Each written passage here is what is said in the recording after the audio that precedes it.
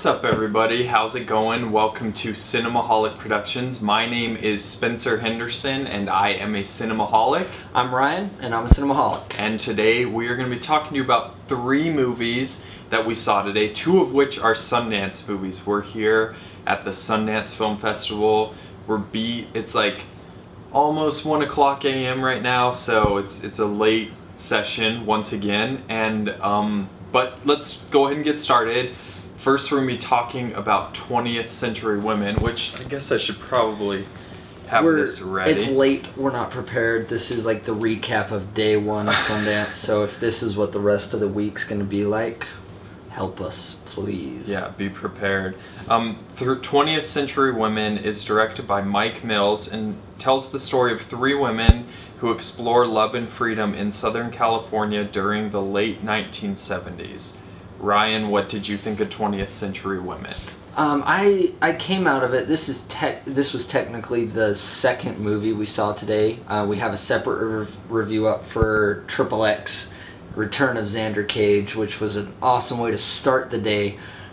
So then we went from that one straight into this one, and I was a little hesitant coming out of it. The more I've thought about it, it's a really well-made movie and well acted. I think maybe just kind of the structure of it threw me off a little bit, but overall it was a great movie. I feel like it touched on some very important subjects and highlighted some very non-functional relationships that I feel like kind of need to be addressed. Personally, I wish it kind of would have resolved that, just because I've seen some non-functional relationships like that in my life, and they just really irk me and get under my skin, and they're very unhealthy in the repetitiveness, but I can't judge the film against that, because oftentimes that's how those relationships go, is they just continue on. But overall it was a very uplifting movie in the way that it highlights and it really respects women. I totally, I think I really love this movie. First of all, I want to say, it blew me away. I think the performances across the board are great in this movie. It tells a really interesting story in a really interesting period in history, and they have lots of photographs that they edit into the footage to kind of give you a feeling of when this is taking place and what was happening around these times.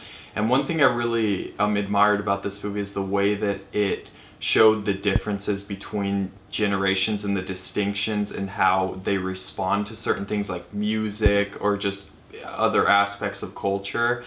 There were a couple things that didn't really work for this movie. I think sometimes the pacing can be a little bit slow, and they did this really weird effect every time they were driving. Like the 3D thing? Yeah, it was kind of like, almost like a 3D kind of type of filter over it, and I thought at first that it was to kind of visually give us an idea that people were on drugs, but then it just happened every time they were in the car, so I was like, oh, so maybe that's not what it was.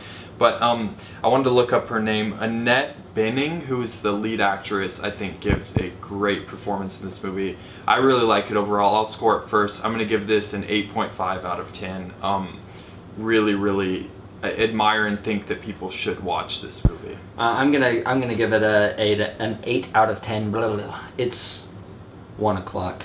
I'm gonna give it an 8 out of 10. I as well, I enjoyed it. I think just coming out of the experience, I didn't enjoy it as much as you, but even so, thinking about it, it reminded me of Everybody Wants Some, and so I kind of knew how much you loved that movie, and I was like figuring that it would impact you in a similar way. Next up on our list is Colossal. This is technically the first Sundance movie we saw today, which we were both really excited about. This is starring Dan Stevens, Anne Hathaway, and Jason Sudeikis, and it's directed by Nacho Vigalondo. I butchered that. He is an awesome guy. He was in Q&A after, and I walked out of this movie liking it, but his comments really got me excited about the movie as a whole. What are your thoughts on Colossal. Yeah, this movie is it's one that I would recommend seeing with somebody just so you can talk about afterwards. We had a really interesting conversation after this, and kind of just spoiler-free thoughts are, yeah, I really enjoyed it. It took lots of really fun kind of twists and turns in its narrative, and the performances were all pretty solid. Just the kind of general concept of the movie, I think is really, really interesting and really well thought out, and it kind of works on different levels. That's really kind of all I can say too much without getting too spoilery about this. Our thoughts are probably pretty vague on most of these movies because they won't have any sort of release date for a while, some of them as far as we know. I think Colossal has a March release date, if I'm not mistaken, but yeah, really liked it. Thought Anne Hathaway did well in it. Thought Jason Sudeikis did well in it. And like I said, the script was probably my favorite aspect of the movie. Definitely, I as well. It was a very fun movie, and it's one, we say this every now and again, but it's one that I would say if you trust our opinions and you agree with us a lot of the time, just go into it blind. Mm-hmm. And that's the awesome thing about Sundance is you don't know anything really about these movies. They actually just released a teaser trailer for Colossal today, and I liked the teaser, but if you can avoid it, by all means, please avoid it, because it is such a unique experience to experience for the first time without any preconceived notions. So do you want to score the Sundance ones? Yeah, I'd say we could score it. I think I would give Colossal an 8 out of 10. Like you said, I probably, after the movie got over, it was a 7.5 out of 10. But like you said, hearing the director kind of talk about this movie and hearing like kind of just his thoughts on it and where this movie came from really kind of impacted the experience of watching it for me and boosted it up probably to about an 8 out of 10. So I'll flip-flop you then. I'm going to go an 8.5 on this one. I really did enjoy this one, and out of all 4 that we've seen today, this is the one that I had the most fun in, and I can definitely see myself catching this over and over and over again on Netflix, if it eventually makes it there. So.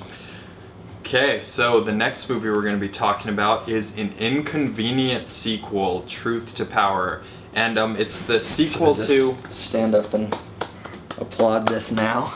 Yeah, he's referring to Al Gore got a standing ovation after he came out into this movie. We got to listen to Al Gore speak in a Q&A after this as well. He also totally blocked us from being able to get through a door to get tickets. So thank you, Al Gore, for that. We appreciate it. But in all honesty, I really enjoyed this movie, but I'll read the plot on IMDb. It says, a decade after an inconvenient truth brought climate change into the heart of popular culture comes the follow-up that shows just how close we are to a real energy revolution. Ryan, what did you think of an Inconvenient sequel? We as well kind of talked about this one immediately following the film, and my favorite thing about this is that they're able to take an approach of optimism into the global warming ideas. You know, the facts. They're able to present facts and present them in a way that we've had the inconvenient truth, and that told us a lot about this. And this one shows us that we've made progress, but it still is an issue. And I feel like that really aided this film, that it isn't just nailing these facts and trying to convince you of something. It took a very optimistical approach on things, showing you, a lot of real life hard experiences that are going on, of real footage that are shocking and moving, but at the same time, you don't leave the movie feeling depressed, like, oh, there's no hope, we have to change the world for this. It's an uplifting movie. What are your thoughts? Yeah, I'm gonna echo everything you said. I love the optimism of this movie. I walked out feeling pretty inspired, actually. I've seen several documentaries on climate change. I've seen An Inconvenient Truth. I've also seen Before the Flood, which is the one that came out last year with Leonardo DiCaprio. And this one covers lots of the same ground, but I actually think I probably like this one more just because I think that like he said, the optimism of this movie and just kind of how it's saying that we are really on kind of just the cusp of solving this, because the world really has come together to help each other with this issue. And there were lots of things that I didn't know previously before walking into this movie. And I mean, I guess it's a documentary, so lots of it is pretty common knowledge. It's out to the public, the knowledge, but there are things that happen in this movie that I won't spoil, but you just, when you see how certain events in the world take place along kind of like Al Gore's doings across the world, I thought that was just fascinating, especially with some of the events being so fresh in our minds in culture. And yeah, I mean, I think this movie deserved the standing ovation that it got. I love this one. I'd give it a 9.5 out of 10. I really thought this was a great documentary. It's one of the best documentaries I've seen in a while. It's probably pretty premature. I'm going to give it a 9 out of 10. But we talked afterwards, and we could see this one. I mean, it's day one of Sundance, but we could both realistically see this one taking the grand jury prize for best doc at Sundance. And even, we haven't even hit this year's nominations for Oscars, but we could see this one being in huge talks, specifically because you don't see this very often in Sundance movies, but it opens with a studio logo. This movie has been funded by Paramount, and they've already taken on distribution, and this is getting a theatrical release, which is awesome for documentaries. And the producers talked about that, and the directors talked about that a little bit today, which, it's saying great things about film and where we're headed. So absolutely. Thank you guys so much for watching. Stay tuned for more coverage of the Sundance Film Festival. Tomorrow we're seeing Thoroughbred, The Little Hours, and The Big Sick, and we're pretty pumped for those movies, and you should be too. Like, comment, subscribe. Anything else to add, Ryan? Yeah, definitely subscribe. Share this video, but specifically subscribe, because tomorrow we're going to try, we don't know if it'll work, we tried it today, but we've downloaded some new software for live streaming, and we want to walk out and give immediate reactions after the film. So in a perfect world, tomorrow we'll have 3 individual movies and reviews and thoughts on the movies that we're seeing tomorrow. But until then, bye.